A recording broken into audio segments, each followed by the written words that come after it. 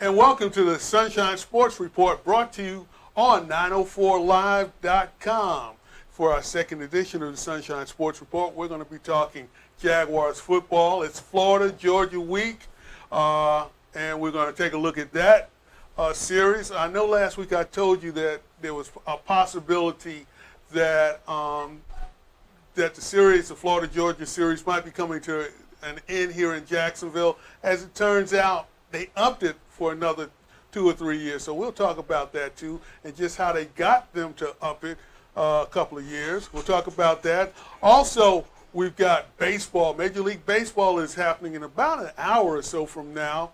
The Houston Astros take on those upstart Washington Nationals in Game 7, and history could be made tonight. And we'll tell you about that. When I say we, I'm talking about my partner in crime for many years. We were on the radio together for like 4 years, and he was under the weather last week, but he's joining us tonight and from now on. My one and only Marlon Jones. Hey, Greg. Good to be here. Yes, I'm glad to have you. 905live.com. 904live.com. 904 Live. We're in Jacksonville. Duval. We're in Duval. Duval County. 905 is, I don't know where that's at. I'm still working my way back. Yeah, a lot of things have happened since we last were on the air together. Mm-hmm. The Jaguars had completed one of their best seasons ever. Yes. Yeah, the 2017 season, and after that we kind of parted ways for a while. But we all thought that the 2018 season would be a banner year for the Jacksonville Jaguars. As it turned out, not so much. Yeah, no. The Jags they kind of tanked it that season. They also found out that Blake Bortles was not the really. He was not the franchise quarterback they thought he was. Come when on. They drafted number 5? Number 3. Number 3? Yeah, I think it was number 3 that they picked him. He was a number 3. Yeah. Really? Yeah. And you know, the sad part about it is there's still $16 million on the cap, stating that Blake Bortles is still a part of the Jaguars' salary cap. So no, he's on the Jaguars West team right now. Oh yeah, along with Dante Fowler and Jalen Ramsey. Yeah, that guy. So they have 3 of our first round picks over the last 5 years. Wow, I didn't even think about that. Yes, they've so by the way, they have our first round picks. And of course, in that Jalen Ramsey trade, the Rams traded 2 first-round picks, wasn't it? Yes. So they figured that they'll get those picks back in about 2 or 3 years. Well, we broke even. No, the Rams will figure they're going to get that. The Jaguars will pick them, and they will wind up back with the Rams some kind of way or another. Yeah, unfortunately, and the way that things have been going, unfortunately, when Jaguar players leave Jacksonville, they play for Super Bowls. So they say. That's been the trend. Yeah, and it happens, but that happens to all teams. All teams draft players. And not as often. You don't think? Not as often. Well, anyway, it was a good game this past weekend with the Jets. Mm-hmm. The Jaguars were favored to win, and they won comfortably. Yeah. Some good things, both offensively and defensively. When you play a team that's 1-6, and they were coming off a really bad loss against the New England Patriots, it's no shame to lose to the Patriots, but the way the Jets lost, especially after the game they had played against the Dallas Cowboys the week before, there was some kind of hope that at least they would have made it a game. But the Patriots are the Patriots, though. And as much as you may think, well, we beat Dallas and things are trending upwards, the Patriots are a whole different ball game than practically every other team in the league. Well, nobody thought they were going to beat the Patriots, but they thought they would give them a game, and they didn't. I don't know who thought that. You was never fully. thought that. I never thought. Well, The way that the score ended was exactly the way I anticipated it to go. he is a closet, and you will find out he is a closet New England Patriot fan. No, I can really respect is. what the guys are doing. Sure. Of course. Sure you can. Of course. Yeah, he even apologized for Deflategate Oh God. some years ago. He still apologizes for that. But offensively, they did look good. Leonard Fournette actually had a total of 136 yards from scrimmage. All-purpose yards. All-purpose yards. And before the season started, we were wondering who was going to be the back that caught the ball, the passes out of the backfield. As it turns out, it's Leonard Fournette. Yeah. So he's doing it all. He's blocking. He's running pretty consistently. And now he's a good receiver. The only thing that we need to work on right now, he's getting the yards, he's not getting the touchdowns. He's not going for 7. And that's where the problem comes in at, because as you saw, we're still having problems with the short line run offense. We cannot get 1 yard. And and even beyond that, we had the situation where you're at the goal line. We've been at the goal line. We're the worst goal line offense in the league. Absolute worst, 32nd in the league with goal line offense. So you get to the goal line, you run it with Fournette directly up the middle to the teeth of the defense. You've got this expensive left guard in Andrew Norwell, who you're not. Is he hurt? No, perfectly healthy. Just they're not getting push. So you're not able to get 1 yard. Actually, I think it was even a half a yard. Right. You couldn't even get a half a yard to get it into the end zone. And then the brilliant next decision was for the offensive coordinator to then toss the ball 7 yards deep. And now you lose 7 yards on a defense that has basically held you in check all day long on the running game. You decide to spot them 7 yards. We really have a lot to work on with that short yardage running game. Right, but the Jaguars did do some good things, and let's take a look and see some reaction from last week on the offense. Cole for the touchdown. But I would not try and do too much here if I was Minshew. Minshew just trying to avert disaster. This is Marquise Lee, who didn't play last week. First career interception for Herndon, who made this team as an undrafted rookie last season. Second year in the league. Here is Minshew escaping somehow the sack. Throws on the run wide open. Jacksonville, it's Chris Conley breaking free, and he is in for the touchdown.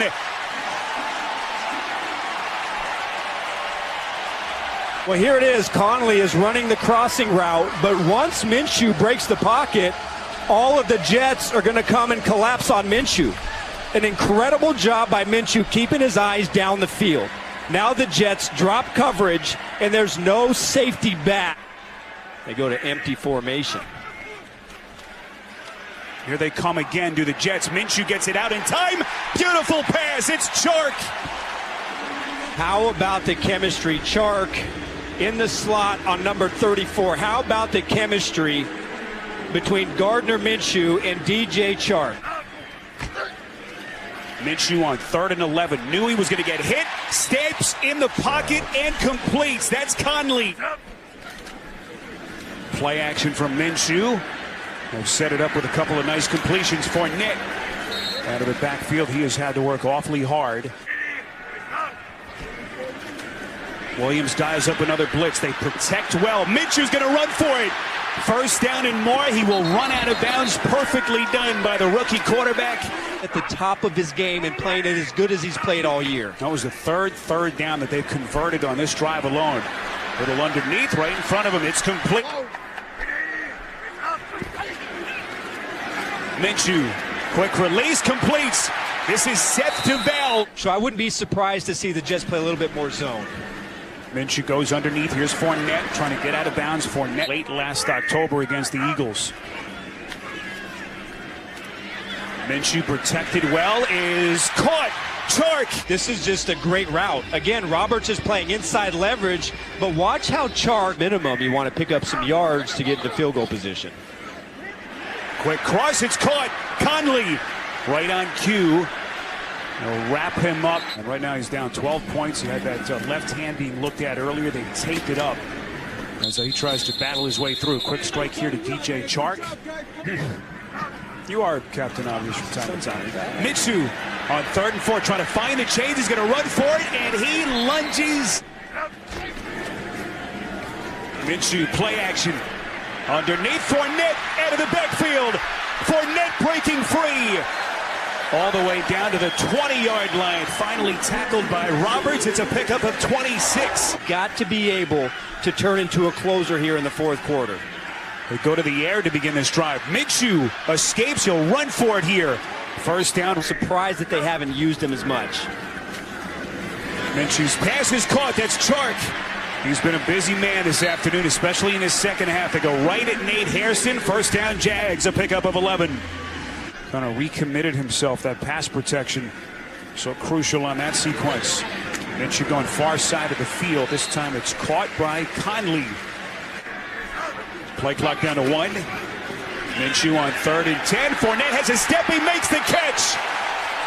You just don't think of Fournette as a guy that's dangerous out of the backfield. Minshew's pass is caught. Disagree with you, as he is visibly frustrated perhaps at that play call. Minshew looking to the end zone, buying some extra time. End zone, it is caught. That is Chark for the touchdown. And that was all Minshew. When he's gone outside and he's had to create and improvise. And that's pretty much it. 3 touchdown passes from Minshew. Mm-hmm. But the clip pretty much highlighted the Jaguar receivers Right. did something they didn't do all last season, and that's catch the ball. Well, and it goes back to my gripe about Blake Bortles, and I've said it numerous times, and it's now been proven true. Blake Bortles didn't throw receivers open. Blake Bortles did not throw the ball to a position where the receiver can go get the ball and continue to keep moving. Blake Bortles tried to throw the ball to the receivers, and because he was his mechanics were so bad, he didn't, by the time he released the ball, the receiver was already out of position and had to contort his body to be able to get to the ball. So now that you see that they have a legitimate quarterback that's throwing them open, you see that these receivers are doing exactly what they did in college, the reason why they were drafted, and the reason why they were brought in here. They can catch the ball.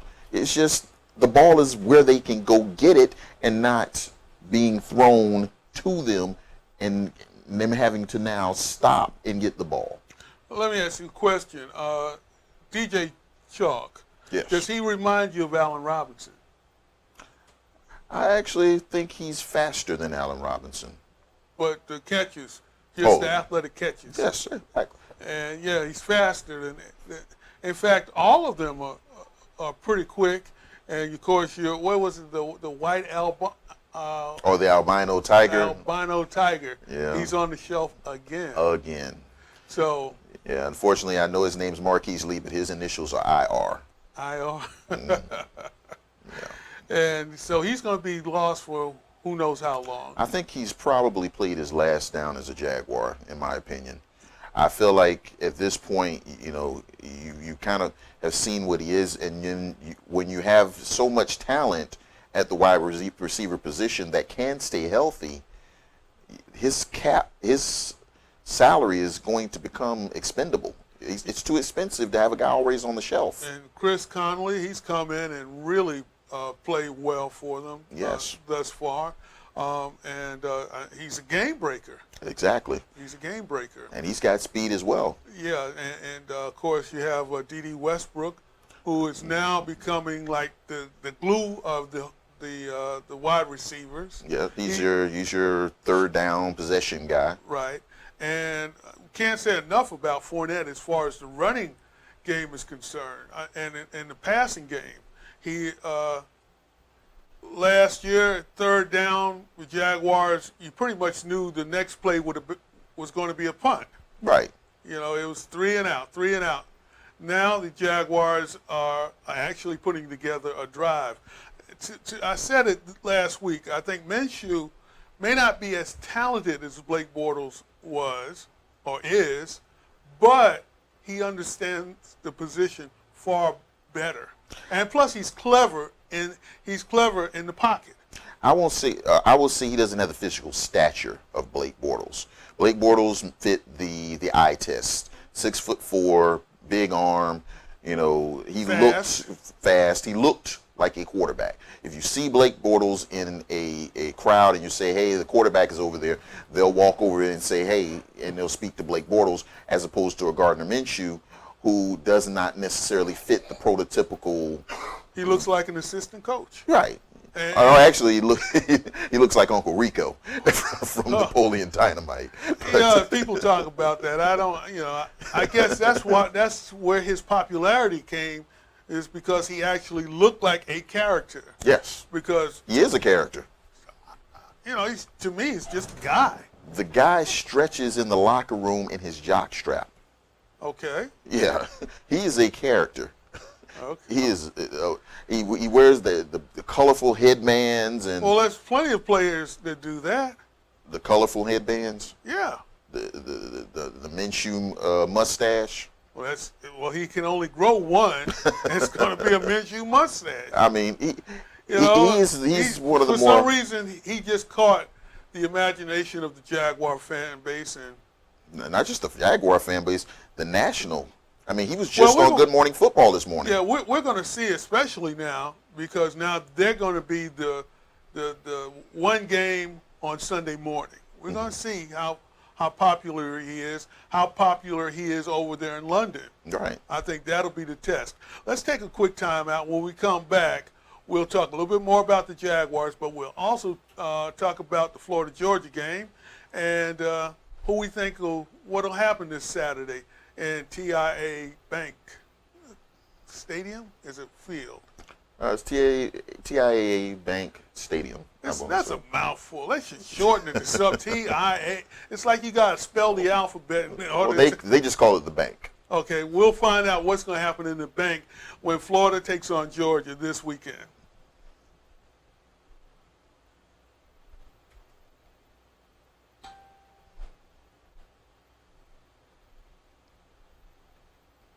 Are we out?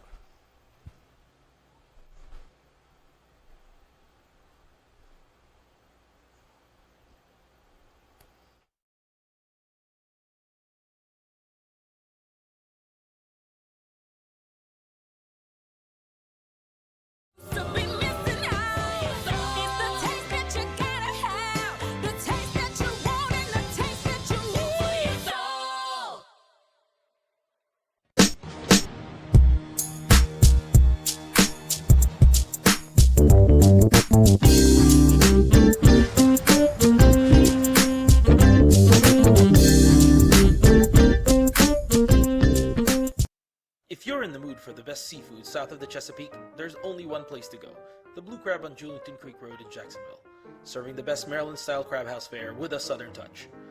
Try our signature steamed blue crabs, seasoned to perfection with spices straight from Maryland. And don't forget to grab a drink with friends at our bar, with specialty drinks you won't find anywhere else. Come on down and beat the blues!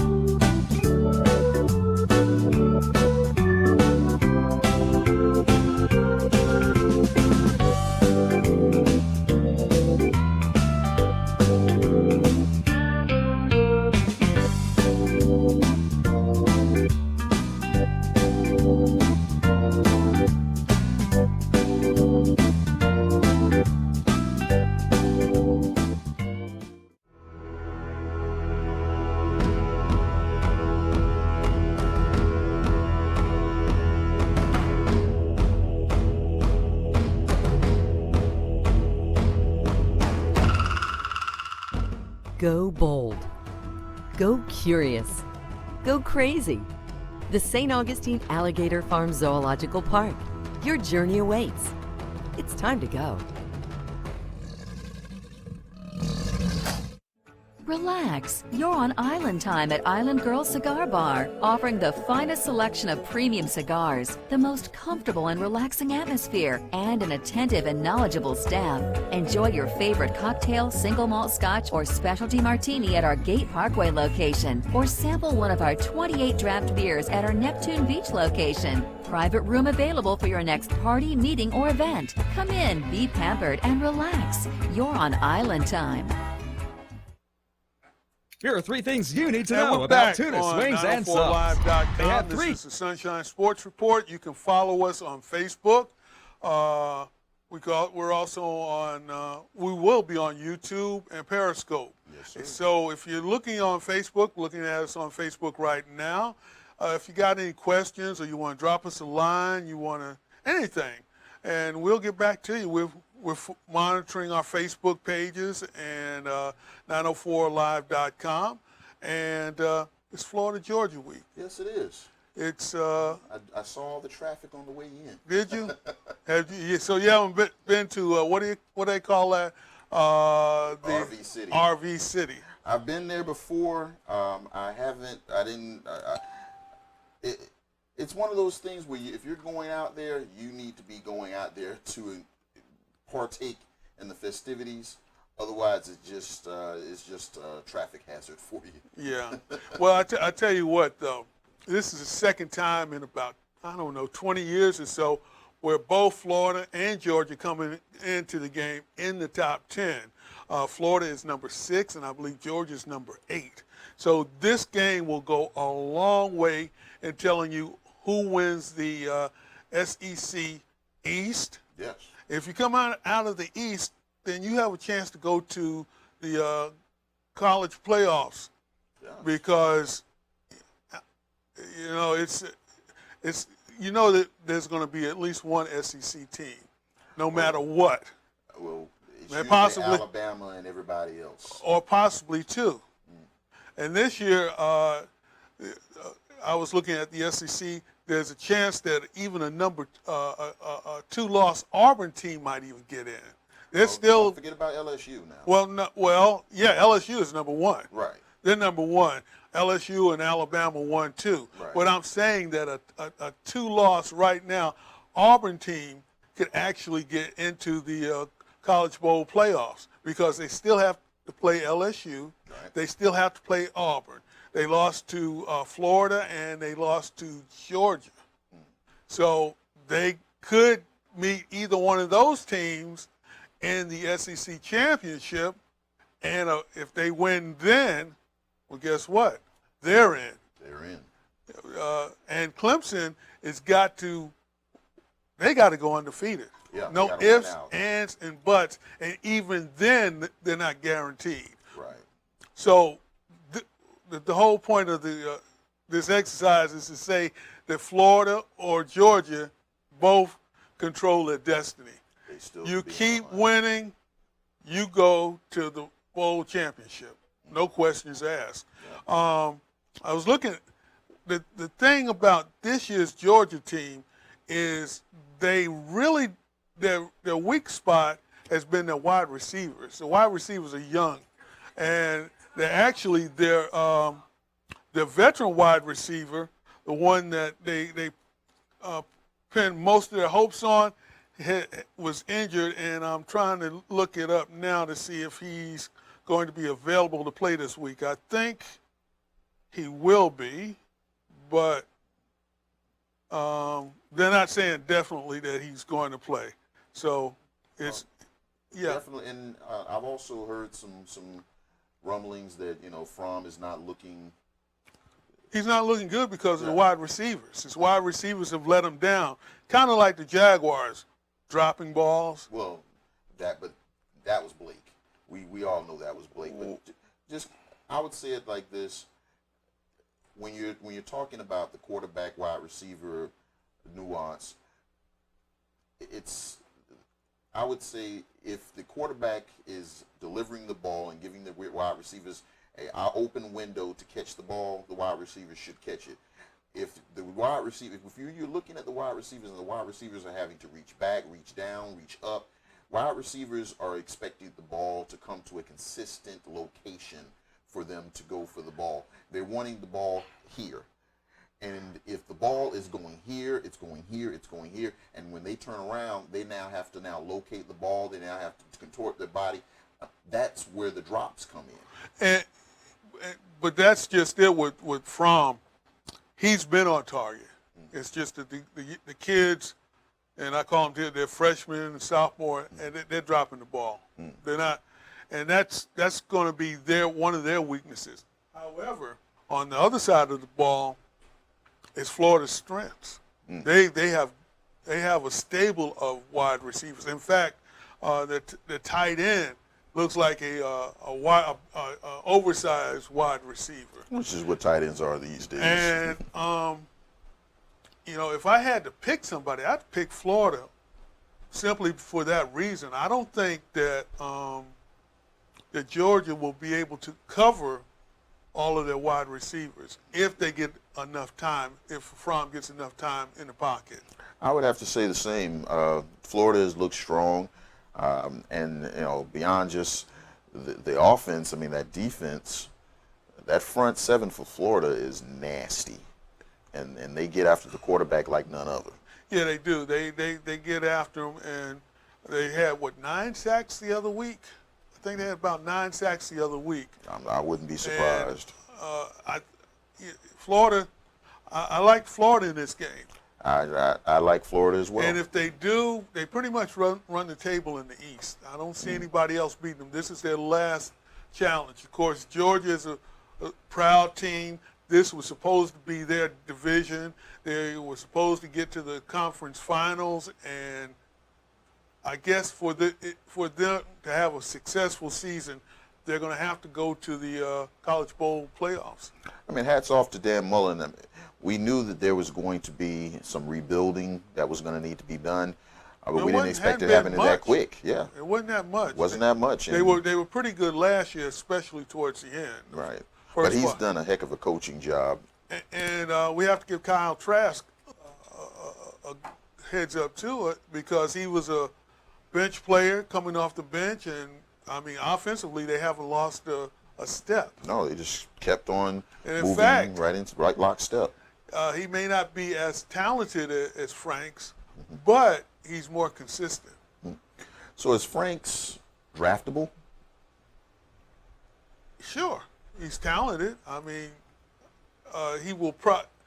he's probably played his last game at the University of Florida. Now, whether he decides to go into the portal and go to another school and try to improve his draft status, that's another thing. But I don't anticipate him being back at Florida. He was asked that question, and he said, well, right now I just don't know. If he was coming back, he said, well, yeah, I'm coming back. Exactly. But he says right now I don't know. So it's either NFL or he's going to go to another team. But, you never know. You never know, because this is his, I think he's been there 4 years. Well, I mean, and he seems to have the physical tools. Oh, yeah. But can you go through the gauntlet of all of the workouts, the combine, the pro day, and be able to put enough on tape? Do you have enough on tape to be able to enter the NFL draft? And realistically, it's not even about going in the first round. Can you go and get drafted at all? I think he can. I think right now, if all he has to do is prove that he's healthy, I think he can get drafted, because he's got the size, he's athletic, he's got an arm, he's got a cannon for an arm. It's a very deep quarterback draft that's getting ready to come up here. You have the kid out of Oregon, who was supposed to come out this past year, may come out. You've got Tua. Right. You've got Jalen Hurd. Right. It's a lot of, and then there are not that many slots available. A lot of teams are now working with young quarterbacks and are in positions to see what they have right now. So you don't have as many slots available. So when you're talking about a Tua, well, I was thinking about that too, but I think what happens is then you kind of, because of the cap, you kind of slide those older quarterbacks out of the league. but when you're speaking of sliding out, who do you slide out? Now, yes, Andy Dalton has already been benched, Right. so you can see that he may be a guy that might get slid out. He's gone. He's gone. Mariota, He's gone. Let's go to New York. You think? Oh, well, no, they already have their guy. They have Daniel Jones. But who's behind him? Oh, Eli. well, I mean, yeah, He's gone. Yeah, he's definitely gone. Let's go Jameis down- Winston's on shaky ground Exactly. in Tampa, So would it be a surprise? and then Miami. Would it be a surprise if they drafted a quarterback? Tampa Bay. Yeah, and not necessarily the first round, third round, second round. Well, see, that's where I would anticipate them to make those moves. But and, when that, you're speaking and that's why I of, say Franks is draftable. Yeah, that's the reason why I say Franks is draftable, is because it's not that there's too many young players in the league. There's too many older quarterbacks making the money, quote unquote, and they can get rid of them. yeah, I mean, you're absolutely correct. The guys that we've just mentioned, yeah, they're on their way. But then I would say that Mariota still has another shot left in him. Well, I think He's not going to be out of the league. I think he'll play again in Tennessee. I think something will happen to where he'll get another I think he's done. shot. I think he's done in Tennessee. Well, I mean, the game will do that. Will give you an opportunity to play again, because injury, you're only one play away from an injury.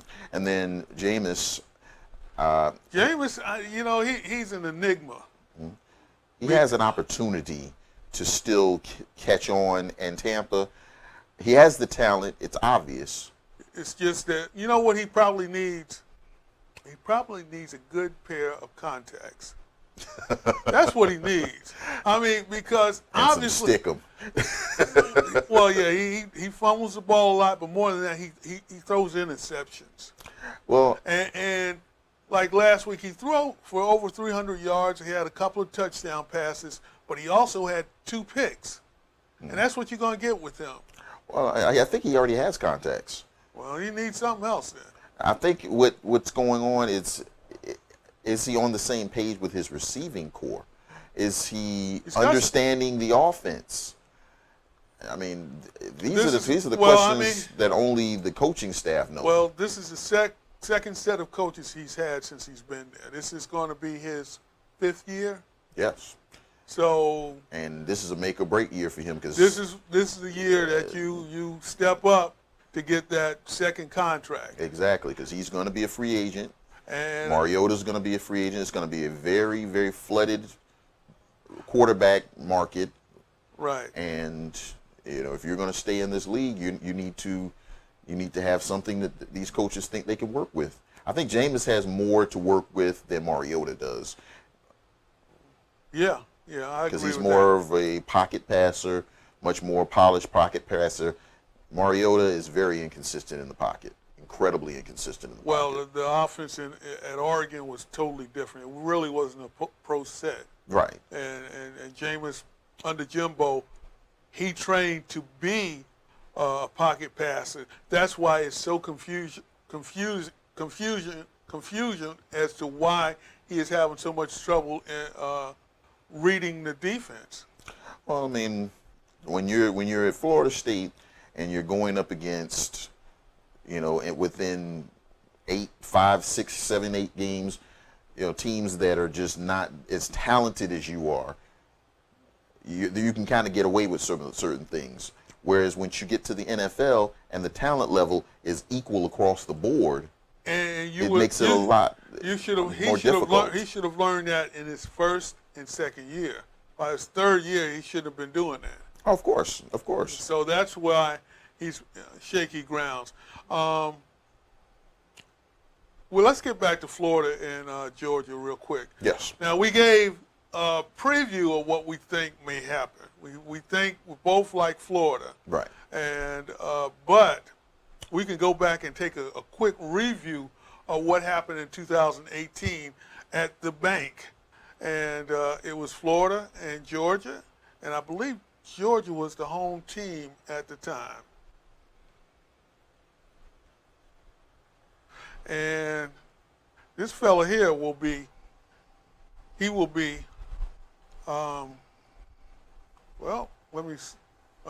messed up. Let me go ahead and start all over again. There we go. That's, he'll be playing Saturday. So he didn't have any problems against the defense this last season.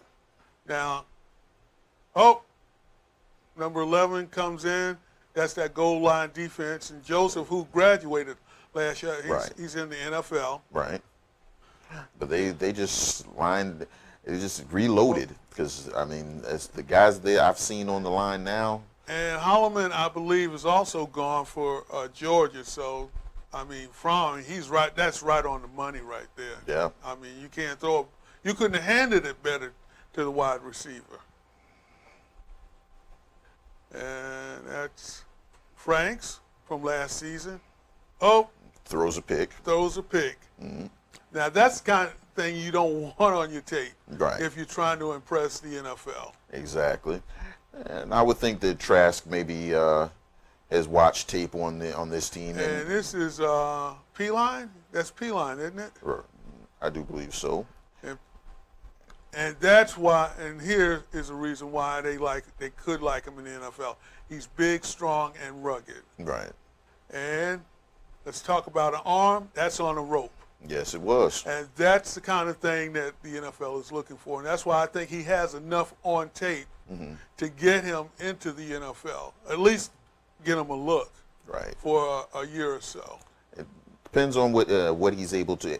And what was, refresh my memory, what was the injury that put him out? It was an ankle. I mean, it was gruesome. And so now he's got the recovery. He's got the recovery.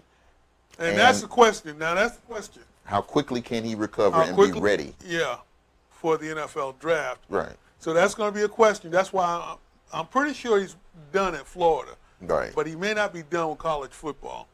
From, again, he's right there. He had a small window, and he squeezed it in. And see, that's what his wide receivers are not doing now. Right. No Mecole Hardman there. Yeah. He's already left for the NFL. He's already gone. Right. So now the young guys that are there now, they're just not getting it done. Yeah, look at that. Like you said, look at that. I believe they don't get in. Right. They don't get – that defensive line is a wall. Yes, it is. It is. I mean, I have to give respect where respect is due, and that Florida front seven is impressive. See, again, right on the money. I mean, it's like it's a long handoff. So, but can they make those same throws and catches? He can make the same throw, but the catches are going to be the question. Right. That's going to be what's question. And they can still run the ball. They can still run it. But can you run it against this Florida defense? No, the Florida defense is, they probably could if they were passing the ball. But they're not passing it as well as they did last season. So we have picked Georgia to win, even though we took Florida, even though we took a look back at last season and Georgia came up with the win, but just, what was it, a 15-point win, but it was closer than that. Right. Florida played them much tighter, but I think they had a little bit too much talent. This year, I think the talent is closer in almost every way, except for Trask. Trask is I think he's a good college quarterback. I don't know if he would be an NFL, but you never know. Yeah. But he's good enough to win. And he's on doing Saturday. the job right now. He's good enough to win on Exactly. Saturday. So, what about the NCAA? This week they said, well, you know what? Maybe the players can go out on their own and actually get paid. And as much as I'm glad to see that this is finally heading towards a resolution, I'm concerned. What are you concerned about? Well, my concern is you're speaking of an Alabama. Let's say you're Alabama. University of Alabama. Okay, everyone knows Alabama is a machine. And they're always in the conversation. They're always, everyone on that team it's just churning out championships, churning out wins. It's always in the forefront. So let's say that Nike goes to Alabama and says, hey, we're going to make a deal with you. The players at Alabama now have access to Nike. They have access to a different... They've always had access to it. But what I'm saying is that as opposed to a Southern Miss, they that have may access not have, to it. but not the same access. If in fact Nike says, I want the team that's always going to be in the conversation. I want the team that's going to be playing in January, and they decide to partner with Alabama. That means Alabama players now have access to a lot more endorsement money than a player over at Southern Miss. No, not really. Because, if you look at college players going into the NBA, the NFL, the shoe dealers line up to get them signed. They line up. But that's my whole point. They line up, and it doesn't matter. It's a difference when you're... It doesn't matter what college you came from. So what now they can do is they can go in earlier. Instead of waiting for them to turn pro, they can go in when they're 18 years old at Brigham Young and say, hey, we want you to be our spokesman. But you're speaking of the professionals where these guys are brands in themselves. Right. Whereas we're speaking of amateur athletes, college athletes, right, where they're beholden to the schools. What do you mean they're beholden? In what way? Because at the end of the day, a professional athlete can go out and make as many deals as he wants to on the outside. He has the ability, he has agents that are going out there feeling for deals for him. They're trying to do that too. They're trying to figure out a way for the college athlete to have lawyers and agents. So you don't think that's going to complicate things in college football when your starting quarterback comes out on the field and says his agent told him that he's not supposed to do A, B, and C? It probably will. Or he comes out and says, hey, I can't wear this particular shoe, coach, because I have a deal with this other shoe company? Probably will. I'm not disagreeing there. So I feel like they've really kind of opened it up to a Wild Wild West show instead of making it. They're going to have to figure it out. More complicated. It's going to be complicated, but I think they've made it more complicated. Well, yeah, it's going to be complicated, but they'll have to figure it out. I would have preferred to have made a more solid a stipend or some type of. But see, now you're bringing Title IX. Mm-hmm. Now you're bringing Title IX mm-hmm. because what you do for one college athlete, you have to do for the next. Mm-hmm. This is not the college doing anything for the player. This is the player going out and doing for himself. Mm. And that's the difference. I still feel like it really has opened the door to, we thought there was corruption before. I feel like now it's going to be the corruption will be out in the open. Rampant. It'll just be out in the open. Yeah. And what'll happen is those people who love college sports for the amateur reason, they're going to be turned off. Of course. They're going to be turned off but guess what? It was always like that. Those people who wanted athletes not to get paid, they were getting paid anyway. And pretty much most people knew that, but don't let me see them getting paid. You're going to see a whole lot more athletes taking their helmets off, showing their faces, because now they're marketable now. Okay. And that part doesn't bother me. I'm just saying you're what you have loved about college sports is about to go away. Well, what some people have loved about it, you know, like you say, I remember when they put that helmet deal in. That was like what, about 20 years ago now. And how does a team like Brigham Young, who don't allow because their fans buy Nikes. But what I'm saying, their fans buy that they don't put the name of the athlete on the back of the jerseys. Okay, but their likeness is there. So I mean, when you have teams that don't put the name of the athletes on the back of the jerseys, I think Brigham Young does, but I don't think I'm Penn trying to remember. State. Penn State, okay. And guess what? That's like one of the top 10 most famous colleges in sports. But you're telling me that you're not going to have athletes that are going to be upset that now that they can be marketed, that now, how can you market me when you don't even know who I am? You can't see my name is not on my jersey. But you have a number. You have a number. I hear you. I don't know. I think it just opens things. It's like a Pandora's box has been opened, and I'm not too crazy about exactly where this can go. The fact of the matter is, I don't think anybody knows where it can go. Anytime you do anything new, you bring something new to the game, you got to figure it out. And I think they should figure it out before you open that floodgate. Well, they figured out if they don't do it, they're going to lose college sports. They're going to lose college sports if you do it, because it's no longer college sports anymore. Now it's just pre-pro. Okay, and that's all it was before. That's all it was. You know, especially big time. In your Division III and II, maybe not so much.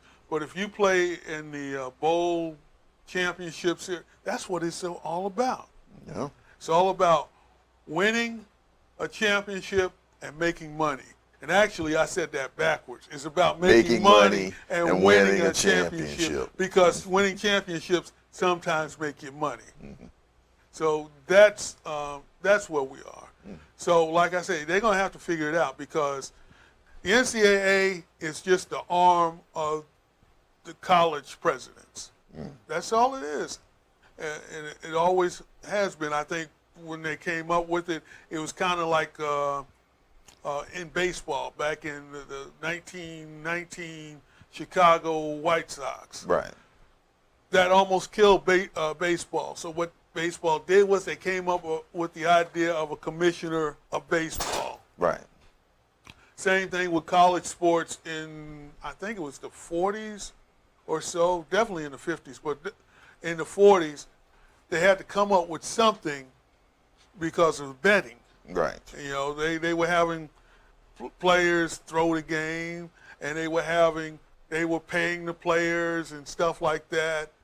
And so they said, well, we'll come up with the NCAA, and we'll get the trust, that we'll have the fans to trust us again. Right. Well, the fact of the matter is, now we have TV, 24-hour TV. We got the internet. Fans are more savvy. They know that even though the NCAA is around, players are still getting paid. The other side of this is I feel like it's going to hurt the smaller schools, because who's more marketable? Which school is more marketable? Which school has more TV time? That's going to become a bigger decision now. See, what you're thinking about is you're not thinking about each fan base, or each team has a fan base, and within that fan base, they buy things. BYU, Utah, New Mexico, no matter where they are, they buy things. And if they see their player marketing that particular item, then they're more likely to buy it. They're more likely to buy it than they would be if they saw Michael Jordan. Okay, so you're talking about the difference between having a fan base of, let's say for a number of 100,000, as opposed to having a fan base of 500,000. Right. And So- guess what? Nike wants all the money. But And what they're I'm- going to market to all the people. But what I'm saying is that if you're a kid and your money is based off of the amount of individuals that are purchasing your product or buying your jersey or whatever, or your likeness. You're going to go to the team or the school that pays you the most money. Exactly. But think about this. Who wins championships? Is it a team of all-stars or is it a team where players fit together as a team? Of course, it's players that fit together as a team, but once So again, you've just entered a different dynamic to this situation. And what did we just say? They're in it for the money and the championship, and the championship sometimes leads to money. That's what's going to happen. But you just entered a different dynamic to the situation when you're speaking of giving them money. And keep in mind what's going to happen. We already know that how many? There's like 134 BCS teams, something Right. like that. That's going to be dramatically cut down anyway within the next few years. So they were going to go to that anywhere where there were the haves and the have-nots. So why play for a Grambling? Why play for a Nevada? Why do you play for these teams if these teams Because are not at least- going to be even thought about? They don't do it now. They don't do it now. I mean, there I are mean, good to be honest- players playing for those teams. To be honest with you, during your lifetime, Grambling has never been the team that they were in the 60s. Of course not. So that has no bearing on it. What I'm saying, okay, what's to stop a kid that goes to, let's say that he does go to Grambling, and he catches the eye of the bigger schools. So now he wants to go into the portal. Now he wants to leave and go into a bigger school in order to make more money. That might happen. I'm not saying it won't happen. That's what I'm saying. But right now, the player at Grambling still not getting any money. Right now. At least he'll have an opportunity to. Because once again, Grambling fans, they have money and they buy things. Now, they may not buy them as much as Ohio State fans do, but Nike and everybody else wants everybody's money. Let's take a break, and when we come back, we'll put a cap on it. We've got how many? We have no idea how much time we're going all night. This is the Sunshine Sports Report on 904live.com. We're also on Facebook, Periscope. We'll soon be on YouTube. We're going to put this particular show up here in the next few hours. So whatever you missed earlier, you can catch. Or if you got to go somewhere and you want to catch the rest of it, you'll have an opportunity to catch it on Facebook Live, on Periscope, and YouTube on 904live.com. Here are 3 things you need to know about Tunis Wings and Subs. They have 3 convenient locations on North Main Street, University Boulevard, and Sutel Drive. They have the best wings in Jacksonville. My favorite kind of wings probably had to be the hot, just hot, regular hot. It's not just wings. It's gyros, shrimp, Philly cheesesteak, salads, burgers. The Tunis Gyro is my favorite. It's to die for. So dine in or drive through at Tunis Wings and Subs. Want some good fried food? Come see Tunis. Jenkins Barbecue, a legend in Jacksonville for 50 years. Jenkins has the best ribs, chicken, pork, and beef in town, all cooked over an open pit, then smothered in an award-winning mustard-based sauce. Jenkins Barbecue is so good, once you try it, you'll want to come back again and again. The next time you're hungry for real slow-cooked, mouth-watering barbecue, remember Jenkins Barbecue, with 4 locations in Jacksonville. Jenkins Barbecue, legendary barbecue for over 50 years.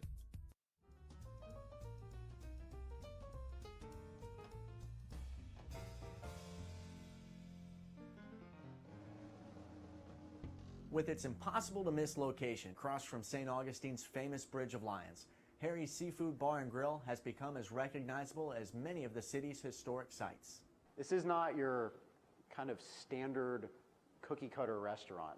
Part of the charm of this building is that it was an old house, and the layout is very unique, and there are certain dining rooms that kind of, I think, lend to attracting people to what they feel is comfortable. The home where Harry's has taken up residence was built in 1740, then partially reconstructed in 1887. After we had a large fire here on the bayfront in St. Augustine. The first restaurant moved in 1976, and then a few others followed until Harry's, which also has locations in Gainesville, Tallahassee, Lakeland, and Ocala, took over in 1997. The Destination Guide's best restaurant in St. Augustine, Harry's has embraced the city as much as the thousands who flock here every year have embraced the restaurant's St. Augustine meets New Orleans theme. A lot of our dishes do have the flair of New Orleans.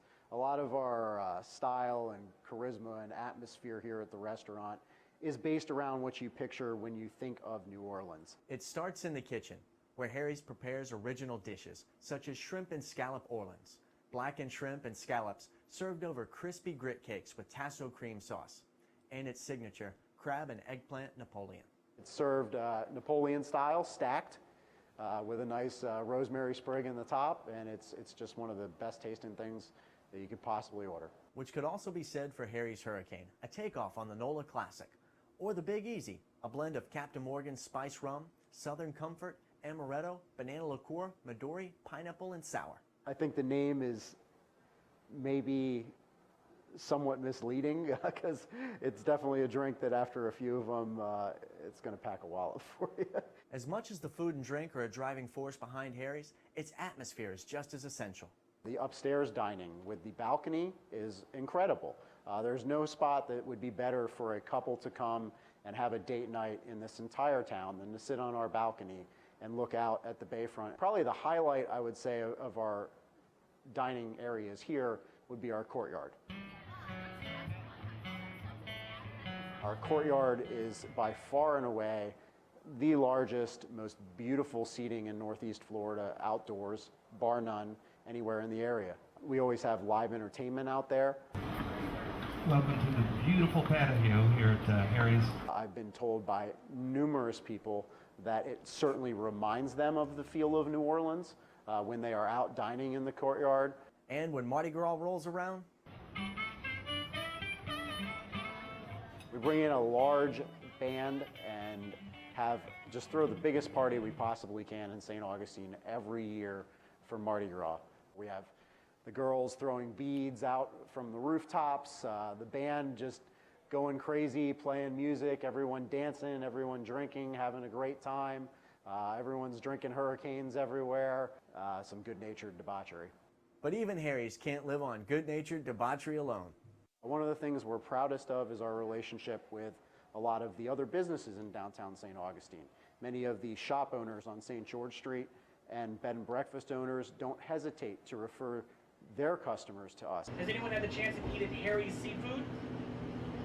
Yeah? Food's good, isn't it? People know what they're going to get and what to expect when they come here. We're going to do everything it takes to make sure that they have a great experience here. Taste that Caribbean sunrise, bakery, on this show. But there's a lot of big talk here in Jacksonville about Nick Foles paid $88 million, and he's due back in a couple of weeks. What camp do you fall under? Minshew, or let Foles get his job back? And if you'd have told me that we would be having this conversation in the preseason, right? I would have. It would have been an easy resolution. But Gardner Minshew has been a pleasant surprise. I mean, this kid has a high football IQ, right? Incredibly accurate, very elusive, athletic, and so he has made this to where this is now a thing. This is a conversation. I'm in the camp of starting Nick Foles, and I'll explain to you why. The scouting report on Gardner Minshew coming out was that everything I just stated, high football IQ, right, accuracy, however, not a very strong arm. We noticed this in the preseason. We haven't really paid much attention to it in the regular season, but if you look at the fact that Fournette is still running in 8-man boxes, that tells you practically everything that you need to know. Gardner Minshew does not throw a deep ball. Gardner Minshew throws intermediate balls. He throws the ball, most of the offense is within 20 yards. So when you're speaking of whether or not to bring in Nick Foles, the last play that Foles made before he hurt himself was a 46-yard touchdown bomb in the corner of the end zone to DJ Chark. With Nick Foles, the full field has to be defended, not 20 yards. You're not compacting the offense within that 20-yard area, so you're giving you're allowing the more running room. You right. can't go 8-man in the box with Nick Foles. He'll throw the ball over your head. And with the speedy receivers that we have, it'll be a track meet. So now you're going to make the defense honest with a Nick Foles at the helm. He has a stronger arm than Gardner Minshew. If you continue with Gardner Minshew, you're working within a 20-yard box. And yes, he does magic within those 20 yards. But I feel like you want to stretch that field out, because once you stretch that field out, then you're going to see Leonard Fournette run wild. So what is the future for Gardner Minshew in the NFL? I feel you have a 6th-round pick that's getting a 6th-round pick contract. So you have a 6th-round pick that's getting a 6th-round pick contract. So what you want to do is you want to allow him to be a 6th-round pick. You allow him to be a backup. He's a very good backup. He knows that this is his job once Foles is done. But in the meantime, whenever something happens, you know that you're right there to take the reins. So, well, he started 7 games. He's 4-3 as a starter. Yes. He could have won 2 of those games. Yes. That he lost. Right. In fact, I blame one of the losses on the coaching staff for going for a 2-point conversion after he brought him all the way back. Well, so, they could have put the ball in his hands in that 2-point conversion. So, yeah, they could have done that, or they could have just kicked the and gone to overtime. Right. So the name of the game is winning, though. Yes. It sounds good to be able to throw a 50-yard touchdown pass, but 80 to 90% of the NFL is played within 40 yards. But even when you throw a bomb, for the most part, they don't work.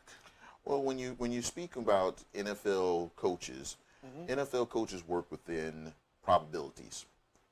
So when you're speaking of probability, there is a 0% probability that Gardner Minshew has ever played in a Super Bowl. Right. There is a 100% probability that Nick Foles has played in a Super Bowl, and not only played, was the MVP of the Super Bowl. Right.